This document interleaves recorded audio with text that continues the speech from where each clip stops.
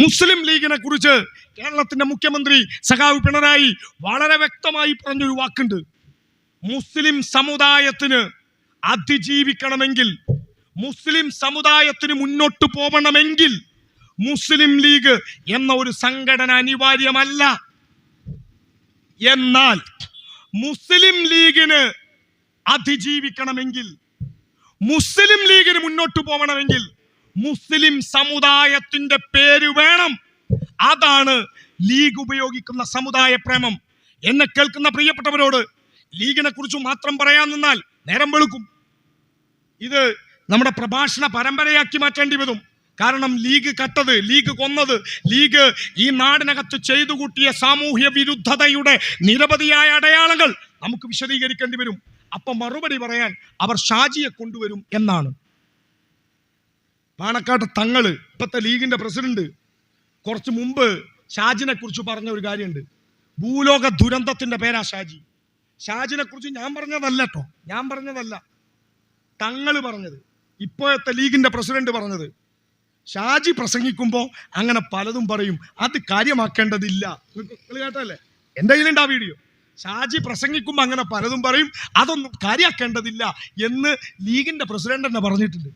മുസ്ലിം league എന്ന് പറയുന്ന രാഷ്ട്രീയ പാർട്ടി അവരുടെ നിലനിൽപ്പിന് വേണ്ടി ഇപ്പോൾ നടത്തുന്ന തന്ത്രം കേരളത്തിലെ ഇടതുപക്ഷ സർക്കാരിനെ RSSുമായി ചേർക്കുകയാണ്. ഇരകളെ കേരളത്തിൽ, ഇന്ത്യയിൽ സംഘപരിവാരത്തിന്റെ വേട്ടയാടലുകളുടെ ഇരകളെ വേട്ടക്കാരൻ അനുകൂലമാക്കി തീർക്കുക എന്ന വളരെ മനഃശാസ്ത്രപരമായ ഒരു ശ്രമമാണ് കേരളത്തിലെ ജമാഅത്തെ ഇസ്ലാമിയുടെ നേതൃത്വത്തിൽ ലീഗുകാർ ഇപ്പോൾ ചെയ്തുകൊണ്ടിരിക്കുന്നത്. ഇനിയും സംശയമുള്ളവർ എങ്ങനെയാണ് സംഘപരിവാരത്തെ ലീഗ് പിന്തുണക്കുന്നത് എന്ന് പരിശോധിക്കാൻ നിങ്ങൾ ജന്മഭൂമി പത്രത്തിന്റെ എഡിറ്റോറിയൽ ഒന്ന് വായിക്കണം. എന്നെ കേൾക്കുന്ന ഈ നാട്ടിലെ പ്രിയപ്പെട്ട മുസ്ലിം ലീഗിന്റെ സാധാരണ പ്രവർത്തകർ, മുസ്ലിം ലീഗിന്റെ സാധാരണ പ്രവർത്തകർ കമ്മ്യൂണിസ്റ്റ് പ്രസ്ഥാനത്തിന്റെ ശത്രുക്കളല്ല. കാരണം ഒരു കാര്യം ഉറപ്പാ, മുസ്ലിം ലീഗ് എന്ന രാഷ്ട്രീയ പാർട്ടി കേരളത്തിന്റെ പൊതുസമൂഹത്തോട്, മുസ്ലിം സമുദായത്തോട് ചെയ്യുന്ന വഞ്ചനയുടെ കഥ തിരിച്ചറിയുന്ന നിമിഷം, ഇന്നല്ലെങ്കിൽ നാളെ ആ പച്ച പതാക അങ്ങാടിയിൽ ഉയർത്താൻ ധൈര്യമില്ലാത്ത പച്ച പതാക, വയനാട് അങ്ങാടിയിലേക്ക് പച്ച ട്രൗസർ ഇട്ട് പോകാൻ ധൈര്യമില്ലാത്ത മുസ്ലിം ലീഗുകാരൻ അവന്റെ പച്ചക്കൊടി എവിടെയോ ഊരി വെച്ച് മറയിൽ ഒളിപ്പിച്ചു വെച്ച ആ പച്ച പതാക വലിച്ചെറിഞ്ഞ് ഇന്നല്ലെങ്കിൽ നാളെ അഭിമാനബോധമുള്ള മുസ്ലിം ലീഗിന്റെ സാധാരണ പ്രവർത്തകർ ഇടതുപക്ഷത്തിന്റെ ചെമ്പതാക പിടിക്കുക തന്നെ ചെയ്യും. അങ്ങനെ നിരവധിയായ സാധാരണ മനുഷ്യർ കമ്മ്യൂണിസ്റ്റ് പ്രസ്ഥാനത്തിന്റെ ഭാഗമായി വന്നപ്പോ ലീഗ് ഉണ്ടാക്കിയ തന്ത്രം, ആ തന്ത്രമാണ് കമ്മ്യൂണിസ്റ്റ് പാർട്ടി മുസ്ലിം വിരോധികളാണ് എന്ന തന്ത്രം. എന്നെ കേൾക്കുന്ന പ്രിയപ്പെട്ട മുസ്ലിം ലീഗുകാരാ, ആരൊക്കെ പറഞ്ഞാലും നിങ്ങളത് പറയരുത് കേട്ടോ. ലീഗെ ആരൊക്കെ പറഞ്ഞാലും നിങ്ങളത് പറയരുത്. കാരണം നിങ്ങളുടെ പാർട്ടിയുടെ ഏറ്റവും സമുന്നതനായ നേതാവിന്റെ പേര് CH മുഹമ്മദ് കോയ എന്നല്ലേ? ആ CH കേരളത്തിനകത്ത് ആദ്യം സ്പീക്കറായി വന്ന ഒരു കഥ നിങ്ങൾക്ക് ഓർമ്മയില്ലേ? ചാക്കേരിയുടെ മരണശേഷം CH മന്ത്രിയായി, CH UDFന്റെ കോൺഗ്രസിന്റെ ഭരണകാലത്ത് സ്പീക്കറായി വരുമ്പോ ലീഗ് മറന്ന ചരിത്രമാണ്, മറപ്പിച്ച ചരിത്രം. മുസ്ലിം ലീഗിന്റെ പ്രാഥമിക അംഗത്വം രാജിവെച്ചു. സ്പീക്കർ ആവണമെങ്കിൽ മുസ്ലിം ലീഗിന്റെ പ്രാഥമിക അംഗത്വം രാജിവെച്ചു. തലയിൽ തൊപ്പി വെക്കാതെ പ്രതിജ്ഞ ചെയ്യണം എന്ന കോൺഗ്രസിന്റെ തിട്ടൂരം കേട്ട് വയനാട്ടിലേക്ക് പീപ്പിളിയും ബലൂണുമായി പോയ അതേ ലീഗുകാർ കേരളത്തിന്റെ നിയമസഭയിലേക്ക് തൊപ്പി ഊരി ലീഗിന്റെ അംഗത്വം രാജിവെച്ചു പോയിട്ട് സ്പീക്കർ കസേരയിൽ ഇരുന്നത്. എന്നാൽ ഇതേ CH മുഹമ്മദ് കോയ കേരളത്തിനകത്ത് സപ്തകക്ഷി മുന്നണിയുടെ കാലത്ത് ഈ മലപ്പുറം ജില്ല യാഥാർത്ഥ്യമായ, കാലിക്കറ്റ് സർവകലാശാല യാഥാർത്ഥ്യമായ 967 സപ്തകക്ഷി മുന്നണിയുടെ കാലത്ത് EMSനെ പിന്തുണച്ചിരുന്നു. അന്നാണ് മുസ്ലിം ലീഗ് നിങ്ങളുടെ ചരിത്രത്തിൽ ആദ്യമായ ഒരു മന്ത്രി കേരള നിയമസഭയിൽ സത്യപ്രതിജ്ഞ ചെയ്തത്. അതും തൊപ്പി വെച്ചിട്ട്. അത് കമ്മ്യൂണിസ്റ്റ് പാർട്ടി ഈ കേരളം ഭരിക്കുമ്പോ ഞങ്ങൾ മതവിരോധികളാണ് എന്ന് പറയാൻ ശ്രമിക്കുന്നവരെ കേൾക്ക്. 1947 ഓഗസ്റ്റ് 15 ചരിത്രം എല്ലാവർക്കും അറിയാം. എങ്കിലും ചുരുക്കി പറയുന്നു. 47 ഓഗസ്റ്റ് 15 നമ്മുടെ രാജ്യം സ്വതന്ത്രമായി. 1956 നവംബർ മാസം 1 അതുവരെ കേരളം ഉണ്ടായിട്ടില്ല. അന്ന് നമ്മൾ തിരുവിതാംകൂറും തിരുക്കൊച്ചി സംസ്ഥാനം, നമ്മൾ മലബാറുകാർ അന്ന് കേരളക്കാരല്ല. നമ്മൾ മലബാറുകാർ അന്ന് മദ്രാസ് ഗവൺമെന്റിന്റെ ഭാഗം. മദ്രാസ് ഗവൺമെന്റിൽ 2 മുഖ്യമന്ത്രിമാർ. ആദ്യത്തെ മുഖ്യമന്ത്രി രാജാജി, എല്ലാവർക്കും അറിയാം. ആ രാജാജി എന്ന രാജഗോപാലാചാര്യയെ ബി പോക്കർ സാഹിബിനെ പോലെയുള്ള സമുന്നത ലീഗ് നേതാക്കന്മാർ 5 MLA പിന്തുണച്ചു. ലീഗിന്റെ പിന്തുണയോടെ അധികാരത്തിലിരുന്ന രാജാജി മദ്രാസ് ഭരിച്ചിരുന്ന കാലത്ത് ബ്രിട്ടീഷുകാർ ഉണ്ടാക്കിയ നിരോധന ഉത്തരവ് ഈ മണ്ണിൽ നിന്ന് പോയിട്ടില്ല. മുസ്ലിം പള്ളി പണിയുവാനോ പഴയ പള്ളികൾ പുതുക്കി പണിയാനോ പള്ളിയിലൂടെ പഴയ കോളാമ്പിയിലൂടെ ബാങ്ക് വിളിക്കാനോ പാടില്ല എന്ന നിരോധന ഉത്തരവ് കളക്ടർ ഇറക്കിയിരുന്ന കാലം ഈ മലബാറിന്റെ മണ്ണിലുണ്ട്. അത് മാറ്റിക്കൊടുക്കാൻ കേരളത്തിൽ ഉണ്ടായ പ്രസ്ഥാനത്തിന്റെ പേര് കമ്മ്യൂണിസ്റ്റ് പാർട്ടി എന്നാണ്. അതിന്റെ മുഖ്യമന്ത്രിയുടെ പേര് സഖാവ് EMS എന്നാണ്. എല്ലാവർക്കും അറിയാം. അപ്പോഴാണ് ലീഗുകാർ പറയുന്നത് പഴയ കഥ, നിങ്ങൾ പുതിയതുണ്ടെങ്കിൽ പറയ സഖാവേ എന്ന്. എങ്കിൽ ലീഗേ വാ. ബാബരി മസ്ജിദിന്റെ തങ്കത്താടിക കുടങ്ങളെ തച്ച് തകർത്തിട്ട 1528 നൂറ്റാണ്ടുകളുടെ പഴക്കമുള്ള ആ ചരിത്ര സൗധത്തെ തച്ച് തകർത്തിട്ട ഇന്ത്യൻ സംഘപരിവാരം അവിടെ ഒരു രാമക്ഷേത്രം പണിതത്. ഇന്ത്യൻ സുപ്രീം കോടതിയെ കൊണ്ട് പോലും RSS അനുകൂല വിധി ഉണ്ടാക്കിയെടുത്ത ഒരു പശ്ചാത്തലം നമുക്കറിയാം. ആരാണോ വിധി പറഞ്ഞത്, ആ വിധി പറഞ്ഞ സുപ്രീം കോടതി ചീഫ് ജസ്റ്റിസ് രഞ്ജൻ ഗൊഗോയ് RSSന്റെ രാജ്യസഭ അംഗമായി ഇന്ത്യയുടെ സുപ്രീം കോടതിയിൽ ഇപ്പോൾ ഇരിക്കുന്നു എന്ന കാര്യം മറക്കരുത് നമ്മൾ. ആ രഞ്ജൻ ഗൊഗോയിയെ രാജ്യസഭ അംഗമാക്കി പ്രത്യുപകാരം ചെയ്ത ഇന്ത്യൻ സംഘപരിവാരം ബാബരി മാത്രമല്ല പൊളിക്കുക എന്ന് കേരളത്തോട്, ഇന്ത്യയോട് പറഞ്ഞു കമ്മ്യൂണിസ്റ്റുകാർ. ഇന്ത്യയിൽ RSS നടപ്പിലാക്കുന്നത് അവരുടെ വെറും ഏതെങ്കിലും ഒരു നേതാവിന്റെ ബുദ്ധിയല്ല. RSS ഇന്ത്യയിൽ നടപ്പിലാക്കുന്നത് അവരുടെ വിചാരധാര എന്ന പുസ്തകം, അതിന്റെ 19-ാം അധ്യായം മുസ്ലിങ്ങളെ പറ്റി, 20-ാം അധ്യായം ക്രിസ്ത്യാനികളെ പറ്റി, 21-ാം അധ്യായം കമ്മ്യൂണിസ്റ്റുകളെ പറ്റി എന്നാണ്.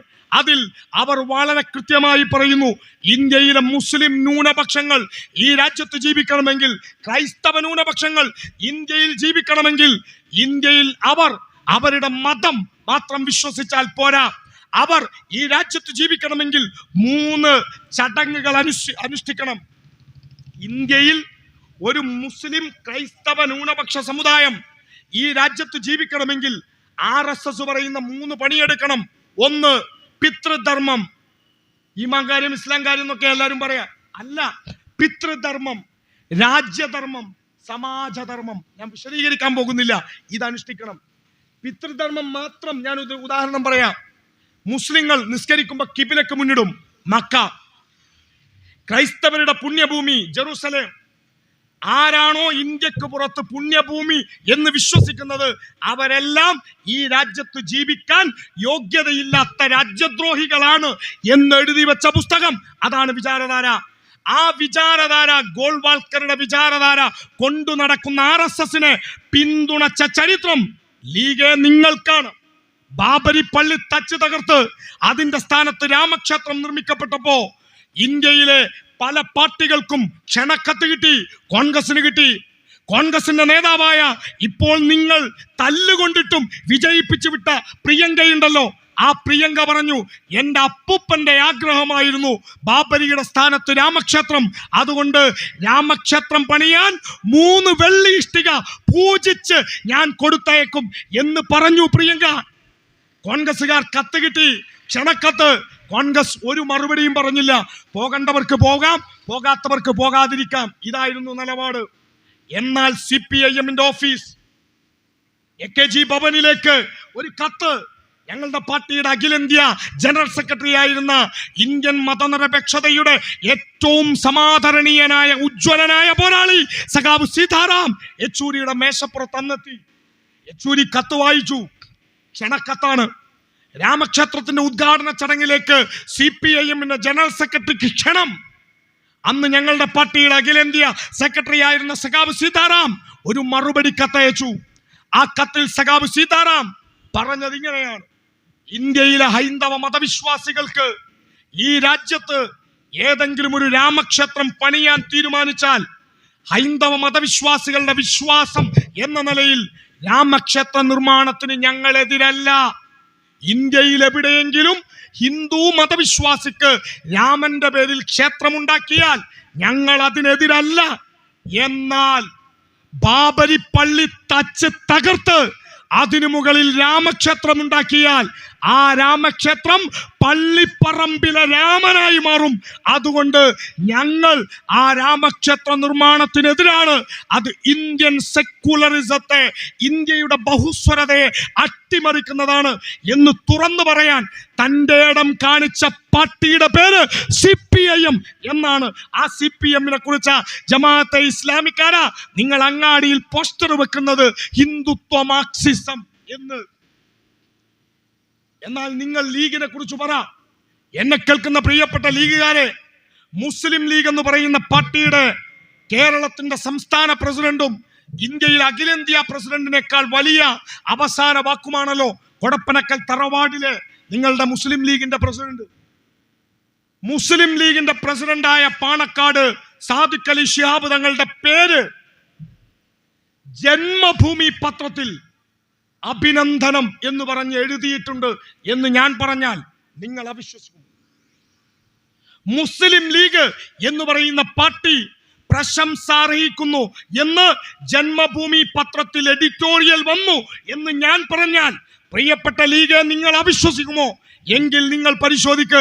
ജന്മഭൂമി പത്രം അതുണ്ടായ കാലം മുതൽ ഈ നിമിഷം വരെ ഞങ്ങളുടെ പാർട്ടിയുടെ ലോക്കൽ സെക്രട്ടറി ഷിജിത്ത് ഉൾപ്പെടെ ഏതെങ്കിലും ഒരു പാർട്ടി നേതാവിനെ, പ്രാദേശികമോ അഖിലേന്ത്യാ തലത്തിലുള്ള ഏതെങ്കിലും ഒരു നേതാവിന്റെ പേരെടുത്ത് ആ നേതാവ് പൊളിയാണ്, അഭിനന്ദിക്കുന്നു അല്ലെങ്കിൽ പ്രശംസിക്കുന്നു എന്നൊരു വാക്ക് ജന്മഭൂമിയുടെ എഡിറ്റോറിയലിൽ ഉണ്ടായിട്ടില്ല. എന്നാൽ ബാബരി പൊളിച്ച് ആ സ്ഥാനത്ത് രാമക്ഷേത്രം നിർമ്മിക്കപ്പെട്ടപ്പോ ലീഗിന്റെ സമുന്നത നേതാവ് പാണക്കാട്ട് തങ്ങൾ പ്രസംഗിക്കുന്നു. ബാബരി പൊളിച്ച് അതിന്റെ സ്ഥാനത്ത് പള്ളി പണിയുന്നത്, അതിന്റെ സ്ഥാനത്ത് അമ്പലം പണിയുന്നത് ഇന്ത്യയിലെ ഭൂരിപക്ഷത്തിന്റെ ആവശ്യമാണ്. അതുകൊണ്ട് ഭൂരിപക്ഷത്തിന്റെ ആവശ്യത്തെ ഞങ്ങൾ പിന്തുണക്കുന്നു എന്ന് പറഞ്ഞത് ലീഗ് പ്രസിഡന്റാ. ആ ലീഗിന്റെ പ്രസിഡന്റിന്റെ പേരെടുത്തിട്ടാണ് BJP-യുടെ പത്രം ജന്മഭൂമി പ്രശംസിച്ചുകൊണ്ട് എഡിറ്റോറിയൽ എഴുതിയത്. എഡിറ്റോറിയൽ ഒരു പത്രത്തിന്റെ, ആ പത്രത്തിന്റെ പാർട്ടിയുടെ നിലപാടാ പ്രശംസിച്ചുകൊണ്ടുള്ള എഡിറ്റോറിയൽ. മുസ്ലിം ലീഗ് എന്ന് പറയുന്ന പാർട്ടിക്ക് അവരുടെ നിലനിൽപ്പിന്റെ അവസാനത്തെ ശ്രമ ഇപ്പൊ നടത്തുന്നത്. അവർക്ക് നിലനിൽക്കണമെങ്കിൽ CPM-ൽ നിന്ന് എങ്ങനെയെങ്കിലും പ്രത്യേകിച്ച് മുസ്ലിം ന്യൂനപക്ഷങ്ങളെ അകറ്റണം.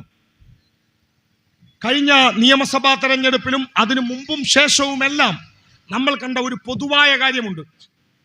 ഇടതുപക്ഷത്തിന്റെ കൂടെ നിൽക്കുന്ന മനുഷ്യരെ നമുക്ക് പല രീതിയിൽ വിശകലനം ചെയ്യാം. CPM-ന്റെ മെമ്പർമാർ, CPI-യുടെ മെമ്പർമാർ, ഇടതുപക്ഷ പാർട്ടിയുടെ മെമ്പർമാർ നമ്മുടെ പാർട്ടിക്ക് വോട്ട് ചെയ്യും. അനുഭാവികൾ, കുടുംബാംഗങ്ങൾ നമ്മുടെ പാർട്ടിക്ക് വോട്ട് ചെയ്യും, മുന്നണിക്ക് വോട്ട് ചെയ്യും. ചില പ്രത്യേക സാഹചര്യങ്ങളിൽ മറ്റു പാർട്ടികളോട് എങ്ങനെയെങ്കിലും അകലുന്നവർ നമുക്ക് വോട്ട് ചെയ്യും. എന്നാൽ നമുക്ക് വോട്ട് ചിലപ്പോൾ ചെയ്യുകയും ഭൂരിപക്ഷവും ചെയ്യാതിരിക്കുകയും ചെയ്യുന്ന ഒരു കൂട്ടർ മാനസികമായി ഇടതുപക്ഷത്തിന്റെ കൂടെ നിൽക്കുന്നത് കഴിഞ്ഞ കുറച്ചു കാലങ്ങളായി നമ്മൾ നമ്മുടെ സംസ്ഥാനത്ത് കാണുന്നുണ്ട്. ഞാൻ പറയുന്നത് വ്യക്തമാകുമെന്ന് വിചാരിക്കുന്നു. ഇടതുപക്ഷത്തിന് ചിലപ്പോൾ വോട്ട് ചെയ്യൂല. ഇടതുപക്ഷ വിരുദ്ധ പ്രചരണത്തിന്റെ പോസ്റ്റർ ഒട്ടിക്കാൻ പ്രകടനത്തിൽ ഒരു പക്ഷേ അവരുണ്ടാകും. പക്ഷേ അങ്ങാടിയിൽ ഒരുമിച്ച് ചായ കുടിക്കുമ്പോ, ഒരുമിച്ചൊരു ഓട്ടോറിക്ഷയിൽ പോകുമ്പോ അവർ നിങ്ങളുടെ തൊട്ടടുത്ത സീറ്റിൽ ഇരുന്നിട്ട് പറയും, സഖാവേ എന്തൊക്കെ പറഞ്ഞാലും നിങ്ങൾ വേണം കേട്ടോ. ഏത് അപ്പുറത്തെ പാർട്ടിക്കാരനാ, പക്ഷേ എന്തൊക്കെ പറഞ്ഞാലും സഖാക്കളെ നിങ്ങൾ വേണം എന്ന് പറയുന്ന ഒരു വലിയ വിഭാഗം നമ്മുടെ മലപ്പുറം ജില്ലയിൽ പ്രത്യേകിച്ചും രൂപപ്പെട്ടു വന്നിട്ടുണ്ടായിരുന്നു. അതിപ്പോഴും നിലനിൽക്കുന്നു. ആ വിഭാഗം പലരും, നിങ്ങൾ വേണമെങ്കിൽ പരിശോധിക്കാം, സുപ്രഭാതം പത്രത്തിന്റെ എഡിറ്റോറിയൽ മാത്രം നോക്കിയാൽ മതി. ആ എഡിറ്റോറിയൽ എഴുതിയ സകല മനുഷ്യരും നമുക്ക് വോട്ട് ചെയ്തിട്ടുണ്ടെന്നൊന്നും ഉറപ്പിക്കാൻ പറ്റൂല. ഞാൻ പറയുന്നത് മോശമാക്കിയല്ല ആരെങ്കിലും. പല രീതിയിൽ അതിൽ വന്ന വാർത്തകൾ ശ്രദ്ധിച്ചു. ഈ അടുത്ത കാലത്ത് ഇടതുപക്ഷത്തോട് മാനസികമായി ഐക്യപ്പെട്ട എത്രയോ മനുഷ്യരെ കണ്ടിട്ടില്ലേ? പക്ഷെ അവർ ഇടതുപക്ഷത്തിൽ നിന്ന് അകലേണ്ടത് സംഘപരിവാരത്തെ പോലെ ലീഗിന്റെയും ജമാഅത്തിന്റെയും ആവശ്യമാണ്. ഞാനത് കൂടി പറഞ്ഞ് അവസാനിപ്പിക്കും. ആ ആവശ്യം നിറവേറ്റാൻ എന്ത് ചെയ്യണം? ആ ആവശ്യം നിറവേറ്റാൻ കമ്മ്യൂണിസ്റ്റുകാർ അവരുടെ ചങ്കിലെ ചോര പോലെ കൊണ്ടു നടക്കുന്ന ഒരു നിലപാട്. അത് ഞങ്ങളിലില്ല. ഹൈന്ദവ രക്തം ഞങ്ങളിലില്ല, മുസ്ലിം രക്തം ഞങ്ങളിലില്ല, ക്രൈസ്തവ രക്തം ഞങ്ങളിലുള്ളത് മാനവരക്തം എന്ന മുദ്രാവാക്യമാണ്. ഹിന്ദുവും മുസ്ലിമും ക്രിസ്ത്യാനിയും മതമുള്ളവനും ഇല്ലാത്തവനും ഒരുമിച്ച് നിൽക്കുന്ന രാഷ്ട്രീയത്തിന്റെ കൊടിയടയാളത്തിന്റെ പേരാ ഈ ചെമ്പതാക. ഈ ചെങ്കൊടി പിടിച്ചാൽ ആർക്കെങ്കിലും നാളെ സ്വർഗം കിട്ടും എന്ന് CPM പറയില്ല. ഈ ചെമ്പതാക ആർക്കെങ്കിലും സ്വർഗം വാഗ്ദാനം ചെയ്യാനുള്ള കൊടിയല്ല. നിങ്ങൾക്ക് സ്വർഗം വേണോ? നിങ്ങൾക്ക് മരണാനന്തര മോക്ഷം വേണോ? അത് നിങ്ങളുടെ വിശ്വാസങ്ങളുമായി മാത്രം ചേർന്ന് നിൽക്കുന്ന ഒന്നാണ്. അതിനുവേണ്ട പ്രവർത്തനം നിങ്ങൾ ചെയ്യണം. പടച്ച തമ്പുരാൻ, ഈശ്വരൻ, അള്ളാഹു നിങ്ങളുടെ ശരീരത്തിലേക്ക് നോക്കില്ല, നിങ്ങളുടെ ഹൃദയത്തിലേക്കേ നോക്കൂ എന്ന് ഖുർആനിൽ പറഞ്ഞിട്ടുണ്ട്. പിന്നെയാണോ ഇവിടെ കോൺഗ്രസ്സുകാരെ കാണുമ്പോൾ അരയിൽ തിരികുന്ന ലീഗിന്റെ പച്ചക്കൊടി കണ്ടാൽ പടച്ചോൻ സ്വർഗത്തിലേക്ക് ടിക്കറ്റ് തരും ഇവിടുത്തെ ലീഗിന്റെ മണ്ഡലം സെക്രട്ടറി പ്രസംഗിക്കുന്നത്? അത് വിശ്വസിക്കുന്നത്? ആ മുസ്ലിം ലീഗ് ഇപ്പോൾ പ്രചരിപ്പിക്കുന്ന ഒരു വലിയ നുണയുണ്ട്. ആ പ്രചരണം പക്ഷേ ലീഗ് നേരിട്ടല്ല നടത്തുന്നത്, ജമാഅത്തെ ഇസ്ലാമിയിലൂടെയാണ്. ആ പ്രചരണമാണ് ഇവിടെ ഉണ്ടായിരുന്നു. ഹിന്ദുത്വ മാർക്സിസം പോസ്റ്റർ നിങ്ങളങ്ങാടി ഉണ്ടല്ലോ. എന്താണോ RSS ഹിന്ദു മതത്തെ ഉപയോഗിച്ച് ചെയ്യുന്നത്, അതേ പണി ഇസ്ലാമിനെ ഉപയോഗിച്ച് ചെയ്യുന്നവന്റെ പേരാണ് ജമാഅത്തെ ഇസ്ലാമി. ഇസ്ലാമിക പ്രസ്ഥാനങ്ങൾ, പ്രത്യേകിച്ച് പരമ്പരാഗത ഇസ്ലാമിക പ്രസ്ഥാനങ്ങൾ, ഒരു ഘട്ടത്തിലും അംഗീകരിച്ചിട്ടില്ലാത്ത ഇസ്ലാം എന്ന വാക്കിന്റെ അർത്ഥം സമാധാനം എന്നാണ്. സമാധാനം എന്നർത്ഥം വരുന്ന ഇസ്ലാം മതത്തെ ഭീകരവാദത്തിന്റെ പര്യായ പദമാക്കാൻ ലോക ഭീകരവാദത്തിന് ഉപയോഗപ്പെടുത്തുന്ന ഐഡിയോളജിയുടെ പേരാണ് ജമാഅത്തെ ഇസ്ലാമി. അത് മൗലാന അബുൽ അല മൗദൂദി ഉണ്ടാക്കിയത്. ആ മൗദൂദിസ്റ്റുകൾ അങ്ങാടിയിൽ ഹിന്ദുത്വ മാർക്സിസം പ്രചരിപ്പിക്കുന്നത് എന്തിനാണ്? CPM മുസ്ലിം വേട്ട SDPIയുടെ പോസ്റ്റർ, പിണറായി വിജയന്റെ മുസ്ലിം വേട്ട SDPIയുടെ പോസ്റ്റർ. അങ്ങാടിയിൽ സഖാക്കളൊന്നും ഇപ്പൊ പഴയ സഖാക്കളല്ല. ഫേസ്ബുക്കിൽ പുതിയ വാക്കുണ്ട്, ഇൻസ്റ്റഗ്രാമിൽ പുതിയ വാക്കുണ്ട്. ജമാഅത്തെ ഇസ്ലാമിയുടെ തലച്ചോറുകൾ ഉണ്ടാക്കിയെടുത്ത ആ വാക്ക് സഖാവെ നിങ്ങളുടെ ഫേസ്ബുക്ക് പോസ്റ്റിന്റെ താഴെയും വന്നിട്ടുണ്ടാകും. അത് സംഘാവ് എന്ന വാക്കാണ്. സംഘാവ്, സഖാവ് എന്ന ഉജ്ജ്വലമായ പോരാട്ടത്തിന്റെ പദത്തെ സംഘപരിവാരവുമായി കൂട്ടിക്കെട്ടാൻ ബോധപൂർവം ഈ നാടിനകത്ത് ശ്രമമുണ്ടാകുന്നു. എന്തിനു വേണ്ടി എന്നുകൂടി പറഞ്ഞ് ഞാൻ അവസാനിപ്പിക്കാം. അതാണ് അവരുടെ അവസാനത്തെ ആയുധം. അഥവാ ഒരു സർക്കാരിനെ താഴെ ഇറക്കണമെങ്കിൽ ആ സർക്കാർ ജനവിരുദ്ധമാകണം. ആ സർക്കാർ ജനങ്ങളോട് പറഞ്ഞ കാര്യങ്ങൾ ചെയ്യാത്ത സർക്കാർ ആവണം. ഇതൊന്നും ഞാൻ നേരത്തെ പറഞ്ഞ പോലെ വികസനം നടന്നില്ല എന്ന് പറഞ്ഞാൽ ജനം എവിടെയാ നടക്കാത്തത് എന്ന് ചോദിക്കും. അഴിമതിയുണ്ട് എന്ന് പറഞ്ഞാൽ ജനം ചോദിക്കും, നിങ്ങൾ ഖുർആനിൽ സ്വർണം പറഞ്ഞു, നിങ്ങൾ ബിരിയാണി ചെമ്പിലെ സ്വർണം പറഞ്ഞു, നിങ്ങൾ ഈത്തപ്പഴക്കുരുവിലെ സ്വർണം പറഞ്ഞു, അതൊക്കെ എവിടെ പോയി?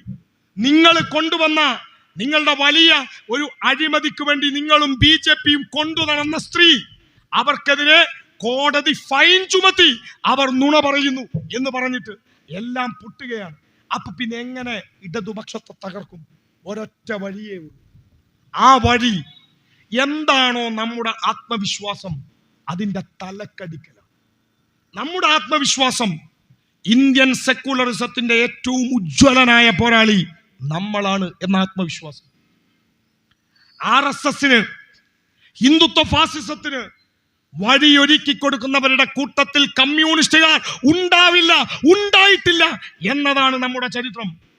സാക്ഷാൽ മുസ്ലിം ലീഗിന്റെ MLAയും CHന്റെ മകനും മുൻ പ്രതിപക്ഷ ഉപനേതാവുമായ MK മുനീറിന്റെ കോഴിക്കോട് കേന്ദ്രമായ പ്രസിദ്ധീകരണശാല പ്രസിദ്ധീകരിച്ച ഒരു പുസ്തകമുണ്ട്. എന്റെ പുസ്തകമല്ല ലീഗ്, MK മുനീറിന്റെ പുസ്തകം. പുസ്തകത്തിന്റെ പേര് സംഘപരിവാരവും ഫാഷിസവും, ഡോക്ടർ MK മുനീർ. ആ പുസ്തകത്തിന്റെ ആമുഖം ഇവിടുത്തെ ലീഗ് വായിക്ക്. ഞാനല്ല, സാക്ഷാൽ MK മുനീർ പറയുന്നു. ലോകത്തിലാകെ ഫാസിസ്റ്റ് വിരുദ്ധ പോരാട്ടത്തിന് നേതൃത്വം നൽകിയത് കമ്മ്യൂണിസ്റ്റുകാരാണ്. ലോകത്തിലാകെ ഫാസിസ്റ്റുകളുടെ വെട്ടയാടലുകൾക്ക് ഏറ്റവും കൂടുതൽ ഇരയായത് കമ്മ്യൂണിസ്റ്റുകാരാണ്. ആ കമ്മ്യൂണിസ്റ്റ് പ്രസ്ഥാനത്തെ ന്യൂനപക്ഷ വിരോധികളാക്കി തീർക്കാനുള്ള ശ്രമം മുസ്ലിം ലീഗ് എന്ന രാഷ്ട്രീയ പാർട്ടിക്ക് നിക്കക്കള്ളിയില്ലാതാകുമ്പോൾ അവരുണ്ടാക്കുന്ന അവസാനത്തെ ഉഡായിപ്പിന്റെ കോട്ടയാണ് മുസ്ലിം ലീഗിന്റെ അധികാര കൊതിയുടെ ഉഡായിപ്പിന്റെ കോട്ട. പാണക്കാട് ഉദ്ഘാടനം ചെയ്യപ്പെട്ടു കഴിഞ്ഞു. ആ കോട്ടയുടെ പേര് ഖാലി ഫൗണ്ടേഷൻ എന്നാണ്. പ്രിയപ്പെട്ടവരെ, ഖാലി ഫൗണ്ടേഷൻ മലബാറിന്റെ രാഷ്ട്രീയ സാമൂഹിക ചരിത്രത്തിൽ, മുസ്ലിം സമുദായത്തിന്റെ ചരിത്രത്തിൽ മലപ്പുറം കാളിമാരുടെ കൂട്ടത്തിൽ പാണക്കാട് തറവാടുണ്ടായിരുന്നില്ല. കാളിമാർ, പാണക്കാട് കാളി ഉണ്ടായത് എന്നു മുതലാണ് എന്ന് നിങ്ങൾ പഠിക്കണം. മുസ്ലിം ലീഗിന്റെ നേതാവാണെന്ന് എഴുതി പാണക്കാട്ട് തങ്ങൾ നാളെ പെരുന്നാള്, നാളെ നോമ്പാണ് എന്ന് പറഞ്ഞാൽ നമ്മൾ കേൾക്കൂല എന്നല്ല അതിനർത്ഥം. നിങ്ങൾ പറയിപ്പിച്ചത് കൊണ്ട് ഞങ്ങൾ പറയുകയാണ്. ഖാലി ഫൗണ്ടേഷന്റെ ചരിത്രം എന്താണ്? സാക്ഷാൽ മുസ്ലിം സമുദായത്തിന്റെ പണ്ഡിതന്മാർ, പ്രത്യേകിച്ച് ജിഫ്രി തങ്ങളെ പോലെയുള്ള ആളുകൾ ഇത് ചോദിക്കുമ്പോ അവരെ മാർക്സിസ്റ്റ് ആക്കാനും അവരെ അപമാനിക്കാനും തെരുവിൽ ചിത്ത പറയാനും പറഞ്ഞയക്കുന്ന ആളുകൾ പരിശോധിക്ക്. കേരളത്തിലേക്ക് വന്ന പ്രവാചക പരമ്പര തങ്ങന്മാർ, ആ പ്രവാചക പരമ്പരയെ ആദരവോടെ കാണുന്ന മനുഷ്യരുണ്ട്, ബഹുമാനത്തോടെ കാണുന്ന മനുഷ്യരുണ്ട്. അവരുടെ ആദരവിന്, അവരുടെ ബഹുമാനത്തെ ഞങ്ങൾ അംഗീകരിക്കുന്നു. അത് നിങ്ങളുടെ വിശ്വാസം, അത് തുടരുക, അത് തുടരാതിരിക്കുക, അത് നിങ്ങളുടേത്. മുസ്ലിം സമുദായത്തിനുള്ളിൽ തന്നെ വ്യത്യസ്തമായ കാഴ്ചപ്പാടുകൾ ഈ പ്രവാചക പരമ്പരയോടുള്ള ആദരവിനെ കുറിച്ചുണ്ട് എന്ന കാര്യത്തിൽ തർക്കമില്ല. നിങ്ങൾക്കതറിയാം, ഞാനത് വിശദീകരിക്കുന്നില്ല. എന്നെ കേൾക്കുന്നവരോട്, പാണക്കാട് കുടുംബം കേരളത്തിലേക്ക് വരുന്നതിന് ഏതാണ്ട് 250 വർഷത്തെ പഴക്കമേ ഉള്ളൂ. 100 വർഷത്തിൽ താഴെ പഴക്കമേ അവർക്ക് പാണക്കാട് വന്നിട്ടുള്ളൂ. അപ്പൊ അതിനു മുമ്പ് മുസ്ലിങ്ങളില്ലേ? അതിനു മുമ്പ് കാളിമാരില്ലേ? അതിനു മുമ്പ് നോമ്പും പെരുന്നാളുമില്ലേ? അതൊക്കെ ഉറപ്പിച്ചത് പിന്നെ ആരാ? മലപ്പുറത്തെ വലിയ കാളിയും മലപ്പുറത്തെ ചെറിയ കാളിയും കോഴിക്കോടെ വലിയ ചെറിയ കാളിമാർ ഇവരൊന്നും ഈ പറയുന്ന പാണക്കാട് കൊടപ്പനക്കൽ തറവാട്ടിൽ നിന്നുള്ളവരായിരുന്നില്ല. കേരളത്തിലെ മലബാറിലെ ബാഫക്കി കുടുംബമുണ്ട്, പ്രത്യേകിച്ച് മലപ്പുറത്തെ മലപ്പുറം വലിയ തങ്ങളകത്ത് എന്ന് പറയുന്ന ഒരു കുടുംബമുണ്ട്. ആ മലപ്പുറം വലിയ തങ്ങളകത്ത് എന്ന് പറയുന്ന കുടുംബമാണ് മലബാറിൽ മലപ്പുറത്തിന്റെ കാളി പദവി അലങ്കരിച്ചിരുന്നത്. ആ കാളി പദവി അലങ്കരിച്ചിരുന്ന അവരിൽ നിന്ന് പിന്നെ എങ്ങനെയാണ് മലപ്പുറത്തിന്റെ കാളി, കേരളത്തിലെ വലിയ എല്ലാത്തിൻ്റെയും കാളിയായി ലീഗ് നേതാക്കന്മാർ വന്നത്? മുസ്ലിം ലീഗിന്റെ സംസ്ഥാന പ്രസിഡന്റ് പദത്തിലേക്ക് അവർ വന്നപ്പോ അവർ പതുക്കെ കാളിമാരായി. അതിനു മുമ്പില്ല. മുസ്ലിം ലീഗിന്റെ ആദ്യത്തെ പ്രസിഡന്റുമാരുടെ പേരുകൾ പരിശോധിച്ചാൽ അതിൽ ഉമർ ബാഫക്കി തങ്ങളുണ്ട്. ഉമർ ബാഫക്കി തങ്ങളിനെ നിങ്ങൾ കാളിയാക്കി. പാണക്കാടല്ല. അതിനുശേഷം വന്ന തങ്ങൾ, പിന്നീട് വന്ന 900 ഏതാണ്ട് മുസ്ലിം ലീഗ് ഷിയാബ് തങ്ങളുടെ കാലം മുതൽ ഈ എല്ലാത്തിൻ്റെയും കേന്ദ്രമായി ഇവർ മാറിയത്. ഞാൻ കൂടുതൽ വിശദീകരിക്കുന്നില്ല. ഇപ്പോഴത്തെ ഖാലി ഫൗണ്ടേഷൻ മാത്രം പറഞ്ഞിട്ട് അവസാനിപ്പിക്കാം. സാക്ഷാൽ ഷിയാബ് തങ്ങൾ, അദ്ദേഹം ഈജിപ്തിൽ പോയി മതം പഠിച്ച ആളാണ്, ഇസ്ലാമിക ബിരുദമുള്ളയാളാണ്. ഉമർ അലി തങ്ങൾ വലിയ ഇസ്ലാമിക ബിരുദവും പാണ്ഡിത്യവുമുള്ള ആളാണ്. ഹൈദർ അലി തങ്ങൾ, എൻ്റെ വായന ശരിയാണെങ്കിൽ ഫൈസി ബിരുദം ഉള്ള ഒരാളാണ് ഹൈദർ അലി തങ്ങൾ. എന്നാൽ മുസ്ലിം ലീഗിന്റെ സംസ്ഥാന പ്രസിഡന്റുമാരായി അവർ ഇരുന്ന കാലത്തൊന്നും കേരളത്തിൽ ഇല്ലാത്ത ഖാലി ഫൗണ്ടേഷൻ, പാരമ്പര്യം പറയുന്നവരല്ലേ ലീഗ്, അങ്ങനെ പരമ്പരാഗതമായി ഇല്ലാത്ത ഖാലി ഫൗണ്ടേഷൻ ഇപ്പോൾ എങ്ങനെയാണ് പാണക്കാട് കൊടപ്പനക്കലിൽ പെട്ടെന്ന് പൊട്ടിമുളച്ചത്? ഒറ്റ കാരണമേ ഉള്ളൂ. എന്തിന് ഖാലി ഫൗണ്ടേഷൻ? 2 കാര്യങ്ങൾ. കേരളത്തിലെ മുസ്ലിം സമുദായത്തെ മൊത്തത്തിൽ നിയന്ത്രിക്കാൻ മുസ്ലിം ലീഗിനോട് പറയുന്ന ആജ്ഞാപിക്കുന്ന ഒരു കൂട്ടരുണ്ട്. അത് സമസ്തയല്ല, അതിപ്പോൾ ജമാഅത്തെ ഇസ്ലാമിയുടെ ഹിറ ഫൗണ്ടേഷനാണ്. അത് അവരുടെ ഹിറ ഫൗണ്ടേഷന്റെ ഓഫീസിനകത്തിരുന്നിട്ടാണ് ആ ജമാഅത്തെ ഇസ്ലാമി കൊടുക്കുന്ന നിർദ്ദേശങ്ങൾ അവർ സ്വീകരിക്കുന്നു. അതുകൊണ്ടാണ് സമസ്തയുടെ നേതാക്കന്മാരെ തള്ളിപ്പറഞ്ഞുകൊണ്ട് ലീഗ് ഇപ്പോൾ ഖാലി ഫൗണ്ടേഷൻ എന്ന പുതിയ സംവിധാനവുമായി മുന്നോട്ട് പോകുന്നത്. ഖാലി ഫൗണ്ടേഷന്റെ ലക്ഷ്യം വളരെ കൃത്യമായും രാഷ്ട്രീയമാണ്. നിങ്ങളൊന്ന് ആലോചിച്ച് നോക്ക്. ഞാൻ കൂടുതൽ വിശദീകരിക്കുന്നില്ല. ഇപ്പൊ ലീഗിന് വേണ്ടി കവലപ്രസംഗം നടത്തുന്ന കുറെ മതവേഷധാരികളുണ്ട്. സംഗതി ഖുർആൻ കാണാതെ പഠിക്കാൻ കുറച്ച് പണിയാണ്. സംഗതി മതഗ്രന്ഥങ്ങൾ പഠിക്കാൻ കുറച്ച് പ്രയാസം ഉണ്ടാവും. ഇസ്ലാമിക ഏത് മതത്തിന്റെ ആ ഗ്രന്ഥങ്ങൾ പഠിച്ച് അതനുസരിച്ച് പ്രസംഗിച്ചു പോകാൻ കുറച്ച് പണി ഉണ്ടാകും. ഈ പണി ചെയ്യാൻ കഴിയാത്ത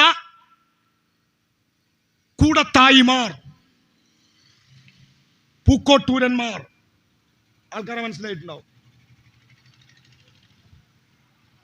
നാസർ ഫൈസി കൂടത്തായി, ജോളി ചേച്ചില്ലേ കൂടത്തായിലെ, നമ്മളെ ജോളി ചേച്ചില്ലേ വിഷം കൊടുത്ത്, 37 കുടുംബത്തിന് കുറച്ച് ആൾക്കാർ വിഷം കൊടുത്ത്. എന്നാൽ ഈ കൂടത്തായി സമൂഹത്തിനാകെ വിഷം കൊടുക്കാൻ മുസ്ലിം ലീഗിന് വേണ്ടി എന്ത് കുതന്ത്രവും പച്ചക്കള്ളവും തെരുവിൽ വന്ന് പ്രസംഗിക്കും. മതപ്രസംഗം നടത്താൻ ഇവർക്ക് പറ്റൂല. മതം പറയണമെങ്കിൽ വിദ്യാഭ്യാസം കുറച്ചും കൂടി വേണം, ശരിക്ക് പറയണം. ഇത് പറയാൻ കഴിയാത്ത കുറച്ചാളുകൾ ലീഗിന് വേണ്ടി കുഴലൂത്ത് പണി നടത്താൻ ഇപ്പോൾ ഇന്റെ പേരിലുള്ള ഒരു ചെറുപ്പക്കാരൻ കൂടി വന്നിട്ടുണ്ട്. തൊപ്പിയൊക്കെ ഇട്ടിട്ട് പ്രസംഗിക്കുന്ന മുഴുവൻ ലീഗിന് വേണ്ടി, സമുദായത്തിന്റെ പേരും. ഈ ആളുകളുടെ മെയിൻ പണി CPM പറയലാണ്. ഇവരെന്തിനാണ് ഇത് പറയുന്നത്? ഖാലി ഫൗണ്ടേഷന്റെ ലക്ഷ്യങ്ങളിൽ ഒന്നുകൂടി പറഞ്ഞ് ഞാൻ അവസാനിപ്പിക്കാം. എന്റെ ട്രെയിൻ പോയി. അത് നിങ്ങൾ മുനമ്പം എന്ന് കേട്ടില്ലേ? ഞാൻ മുനമ്പത്ത് ഒരാഴ്ച മുന്നേ പോയി പ്രസംഗിച്ചു. ഈ മുനമ്പം പ്രശ്നം അത് ഉണ്ടാക്കിയെടുക്കുന്നതിൽ പ്രധാന പങ്ക് വഹിച്ചതാരാണ്? വഖഫ് ഭൂമി വിൽക്കാൻ പാടില്ലാത്തതാണ്. ആ വഖഫ് ഭൂമി KPCC അംഗമായിട്ടുള്ള എറണാകുളത്തെ വക്കീലുമായി ചേർന്ന് കള്ളക്കളി നടത്തി അത് വിറ്റ് പണം കൊയ്തുപോയത് ഫറൂഖ് കോളേജിന്റെ മാനേജ്മെന്റ് ആണ്. ആ മാനേജ്മെന്റ് CPM-കാരല്ല, ആ മാനേജ്മെന്റിൽ ലീഗുകാരാണുള്ളത്. മുനമ്പം മാത്രമല്ല, കേരളത്തിനകത്തെ വഖഫ് ഭൂമി തട്ടിപ്പ് നടത്തിയ കേസുകൾ അന്വേഷിക്കുന്ന ഒരു കമ്മീഷനാണ് നിസാർ കമ്മീഷൻ. ആ നിസാർ കമ്മീഷന്റെ അന്വേഷണ റിപ്പോർട്ട് പുറത്തു വന്നാൽ, പ്രിയപ്പെട്ടവരെ, ഒരൊറ്റ CPM-കാരൻ ഏതെങ്കിലും ഒരു മുസ്ലിം പള്ളിയുടെ സ്ഥലം വഖഫ് ഭൂമി തട്ടിയെടുത്ത കേസിൽ പ്രതി ചേർക്കപ്പെടില്ല. ഏതെങ്കിലും ഒരു ഇടതുപക്ഷ അനുഭാവി ആ കേസിൽ ഉണ്ടാവില്ല. എന്നാൽ മുസ്ലിം പള്ളികളുടെ സ്ഥലം അന്യായമായി കൈയടക്കി വെക്കുകയും പള്ളിക്ക് വേണ്ടി പിരിച്ച പണം അത് തട്ടിപ്പ് നടത്തുകയും ചെയ്ത് കേസുകളിൽ പ്രതിയായത്, സമൂഹ മധ്യത്തിൽ ചോദ്യം ചെയ്യപ്പെട്ടത് സകലതും ലീഗുകാരാണ്. നമ്മൾ പലരും പറയും ലീഗിന്റെ കയ്യിൽ കോടിക്കണക്കിന് പൈസ ഉണ്ട്, എന്തിനും പൈസ കൊണ്ടുള്ള കളിയാണ്. നമ്മൾ മനസ്സിലാക്കാത്ത പൈസ, അധ്വാനിച്ചതും ബക്കറ്റ് പിരിവ് നടത്തിയതും പൈസയല്ല. സമുദായത്തെ വിറ്റുണ്ടാക്കിയ പണം, വഖഫ് ഭൂമി തട്ടിപ്പ് നടത്തിയ പണം, അതുണ്ട് ലീഗിന്റെ കയ്യിൽ. ആ തട്ടിപ്പ് പുറത്തറിഞ്ഞാൽ മുസ്ലിം സമുദായത്തിനുള്ളിൽ മുസ്ലിം ലീഗ് എന്ന രാഷ്ട്രീയ പാർട്ടി ചോദ്യം ചെയ്യപ്പെടും. മുസ്ലിം ലീഗ് ഇവിടുത്തെ പരമ്പരാഗത മുസ്ലിമിന്റെ രാഷ്ട്രീയ പാർട്ടിയല്ല. 1921 മലബാർ സമരം നടക്കുമ്പോ വാരിയൻ കുന്നത്ത് കുഞ്ഞഹമ്മദ് ഹാജി, ആലി മുസ്ലിയാർ, മമ്പളം തങ്ങൾ, പോരാളികളായ നിരവധി മനുഷ്യർ, അവരാരും ലീഗിന്റെ പ്രാഥമിക അംഗത്വം ഉണ്ടായിരുന്ന ആളുകളല്ല.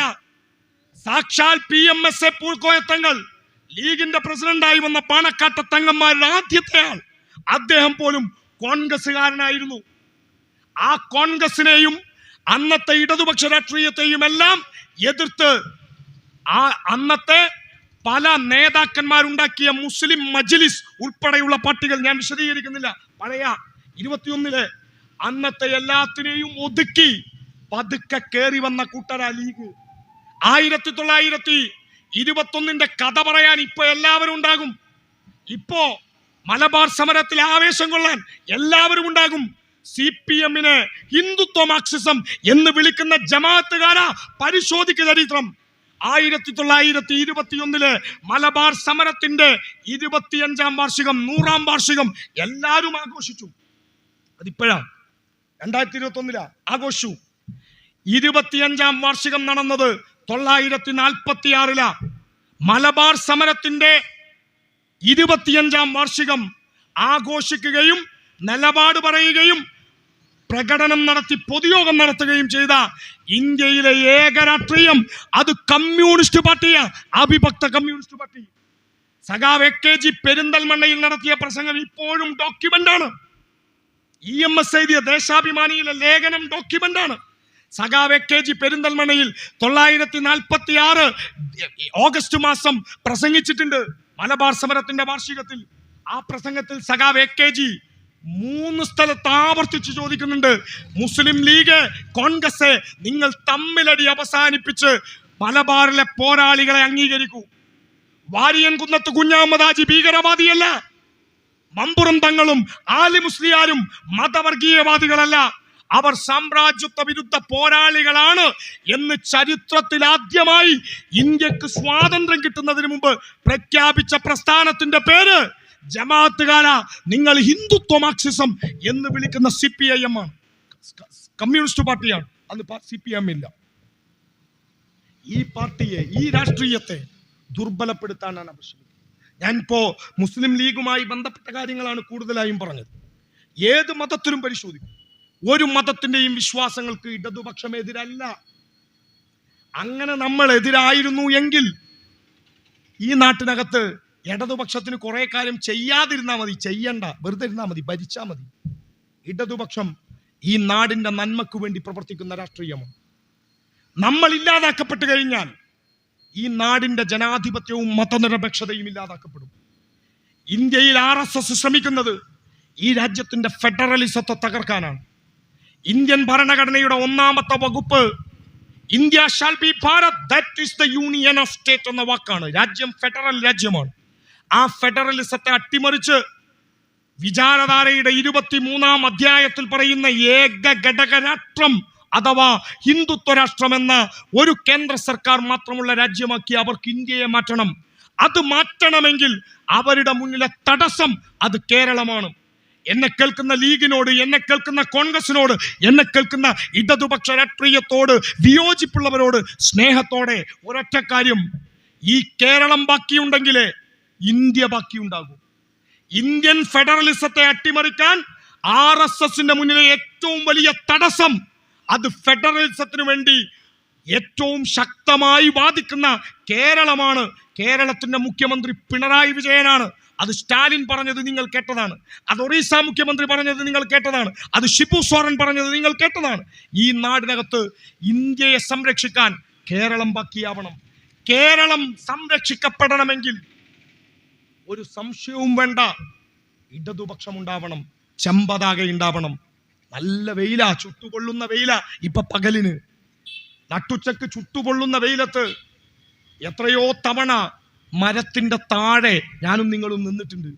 എന്നെ കേൾക്കുന്ന പ്രിയപ്പെട്ട സുഹൃത്തുക്കളെ, മരത്തിന്റെ തണലിൽ താഴെ നിൽക്കുന്ന സമയത്ത് എന്നെ കേൾക്കുന്ന ആരെങ്കിലും ജീവിതത്തിൽ ഒരിക്കലെങ്കിലും ചിന്തിച്ചുവോ, ഈ മരം വെയിൽ കൊണ്ടത് കൊണ്ടാണ് എനിക്ക് തണൽ കിട്ടിയത് എന്ന്? നമ്മുടെ മുകളിൽ ഒരു മരം, അതിന്റെ ചില്ല, അതിന്റെ ഇലകൾ ഈ ചുട്ടുപൊള്ളുന്ന വെയിലിനെ അതിന്റെ ശിരസിലെത്തിയത് കൊണ്ടാണ്, അതിന്റെ ശരീരത്തിലേക്ക് സ്വീകരിച്ചത് കൊണ്ടാണ് താഴെ തണലിൽ തണുപ്പത്ത് നിൽക്കാൻ നമുക്ക് കഴിഞ്ഞത്. മുകളിലെ മരം കാരണമാണ്. നമ്മൾ കണ്ടാലുമില്ലെങ്കിലും നമ്മൾ അംഗീകരിച്ചാലും ഇല്ലെങ്കിലും മുകളിൽ ഒരു മരമുണ്ടായത് കൊണ്ടാണ് തലക്ക് മുകളിലേക്ക് വെയിലേൽക്കാതിരുന്നത് എന്നത് സത്യമാണ്. കേരളത്തിലെ കമ്മ്യൂണിസ്റ്റ് പ്രസ്ഥാനത്തെ തകർക്കാൻ ശ്രമിക്കുന്ന ആളുകൾ പരിശോധിക്കുക. 83% വർഗീയ കലാപം വർദ്ധിച്ചു നമ്മുടെ രാജ്യത്തിനകത്ത്. ഒരൊറ്റ വർഗീയ കലാപമില്ലാത്ത, ഒരൊറ്റ പള്ളിയുടെയും താഴെ ബുൾഡോസറുകൾ മാന്താൻ വരാത്ത നാടായി ഈ കേരളം ബാക്കിയാവാൻ കാരണം നമുക്ക് മുകളിൽ ഒരു ചുവന്ന പതാക ഇങ്ങനെ പാറുന്നുണ്ട്. ആ ചുവന്ന പതാകയുടെ തണലിലാണ് നമ്മൾ വെയിൽ കൊള്ളാതെ നിൽക്കുന്നത്. ലീഗ്, കോൺഗ്രസ്, ഇടതുപക്ഷ വിരോധികളെ പരിശോധിക്കുക. ഈ ചുവന്ന പതാകയുടെ തണൽ നഷ്ടപ്പെട്ടാൽ കുഞ്ഞാലിക്കുട്ടിയോട് ചോദിച്ചാൽ അറിയാം. ഒരു പക്ഷം പൂതി കയറി MP ആകാൻ ഡൽഹിയിലേക്ക് പോയി. MP ആവാൻ ഡൽഹിയിലേക്ക് പോയ കുഞ്ഞാപ്പ ഫാസിസ്റ്റ് വിരുദ്ധ പോരാട്ടത്തിന് എന്ന് പറഞ്ഞ് കൊട ചൂടി പോയതാ, ഓർമ്മ കാണും. ഡൽഹിയിലെത്തിയപ്പോ തൊപ്പി കണ്ടില്ല, ഓർമ്മല്ല നിങ്ങൾക്ക്? ഡൽഹിയിൽ കുഞ്ഞാലിക്കുട്ടിക്ക് തൊപ്പിയില്ല. എന്തേ കുഞ്ഞാപ്പ തൊപ്പിയിടാത്തത്? എന്നാൽ കുഞ്ഞാലിക്കുട്ടി തിരുവനന്തപുരത്ത് പോയി, പാണക്കാട്ട് നിന്ന് തിരുവനന്തപുരത്തേക്ക് പോയി തൊപ്പി വെച്ചാണ് പ്രതിജ്ഞ ചെയ്തത്. കുഞ്ഞാപ്പാക്കറിയാ ഡൽഹിയിൽ നിന്ന് തിരിച്ചിങ്ങനെ വരുന്ന വഴി എല്ലാ സ്ഥലത്തും ചുവന്ന കൊടിക്ക് അത്ര കരുത്തില്ല. എന്നാൽ തിരുവനന്തപുരത്ത് നിന്ന് മലപ്പുറത്തേക്ക് വരുമ്പോ എല്ലാ അങ്ങാടിയിലും ചുകപ്പുണ്ട്, ചുകപ്പൻ സേനയുണ്ട്, ചുകപ്പിന്റെ പോരാളികളുണ്ട്. അതുകൊണ്ട് തൊപ്പി വെച്ചതിന്റെ പേരിൽ തലക്കടിക്കാൻ ഒരാളും വരില്ല എന്ന ഉറപ്പ് കുഞ്ഞാലിക്കുട്ടിക്കുണ്ടായതുകൊണ്ടാ ഡൽഹിയിൽ തൊപ്പിയില്ല, തിരുവനന്തപുരത്ത് തൊപ്പിയുണ്ട്.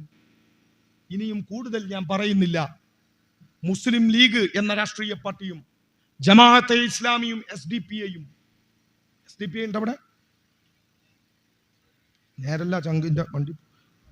ഒറ്റ കാര്യം വിശദീകരിക്കുന്നു. ദിണ്ടിഗൽ കഴിഞ്ഞ ലോക്സഭാ തെരഞ്ഞെടുപ്പ് 2024 ദിണ്ടിഗൽ തെരഞ്ഞെടുപ്പിലെ UPS നമ്മുടെ ഇന്ത്യ മുന്നണി സ്ഥാനാർത്ഥി നമ്മുടെ സഖാവാണ്, CPM ആണ്. എതിർ സ്ഥാനാർത്ഥി ആരാണ്? BJP ഇല്ല, AIADMK ഇല്ല, ഇവരൊരു മുന്നണിയാ. സ്ഥാനാർത്ഥിയുടെ പേര് നെല്ലായി മുബാറക്. ആരാ നെല്ലായി മുബാറക്? SDPI തമിഴ്നാട് ഘടകം സംസ്ഥാന പ്രസിഡന്റ്. എന്നിട്ട് അങ്ങാടിയിൽ അവർ ഇപ്പൊ കഴിഞ്ഞ ദിവസം ഇപ്പൊ ഞാൻ വരുമ്പോ പ്രകടനം കണ്ട്, ഫാസിസ്റ്റ് വിരുദ്ധ പ്രകടനം. RSSന് MP ഉണ്ടാക്കി കൊടുത്താൽ CPM-നെ തോൽപ്പിക്കാൻ ദിണ്ടിഗലിൽ AIADMK BJP-യുടെ കൂടെ മത്സരിച്ച SDPI തമിഴ്നാട് ഘടകം സംസ്ഥാന പ്രസിഡന്റ് നെല്ലായി മുബാറക്കിന്റെ പാർട്ടിക്കാർ ഇവിടെ ഫാസിസ്റ്റ് വിരുദ്ധ പോരാട്ടം. പ്രിയപ്പെട്ടവരെ, ഈ മണ്ണിനകത്ത് ഇടതുപക്ഷം ഉണ്ടാവണം, കമ്മ്യൂണിസ്റ്റുകാരുണ്ടാവണം. ഈ നാടിനകത്ത് രാഷ്ട്രീയമായി ഇടതുപക്ഷത്തോട് നിങ്ങൾ അകന്നാലും അടുത്താലും ഇടതുപക്ഷം എന്ന വലിയ ശരി ഈ നാടിന്റെ അനിവാര്യതയാണ്. ഫാസിസ്റ്റ് വിരുദ്ധ പോരാട്ടത്തിൽ സംഘപരിവാരം മതരാഷ്ട്രമാക്കാൻ ശ്രമിക്കുന്ന ഇന്ത്യയിൽ എല്ലാത്തിനുമപ്പുറം മനുഷ്യനെ മതനിരപേക്ഷ ഇന്ത്യക്ക് വേണ്ടി പൊരുതാനുള്ള കരുത്തോടെ മുന്നോട്ട് കൊണ്ടുപോകാൻ ഈ മണ്ണിനകത്ത് ചെമ്പതാകക്ക് കരുത്തുണ്ടാകണം. ഇടതുപക്ഷത്തിന്റെ കൂടെ ഈ നാടുണ്ടാകണം. ഈ നാടിന് വേണ്ടി ഉറങ്ങാതെ കാവലിരിക്കാൻ ഇടതുപക്ഷമുണ്ടാകും എന്ന് മാത്രം പറഞ്ഞ് ഞാൻ അവസാനിപ്പിക്കുന്നു. ലാൽ സലാം.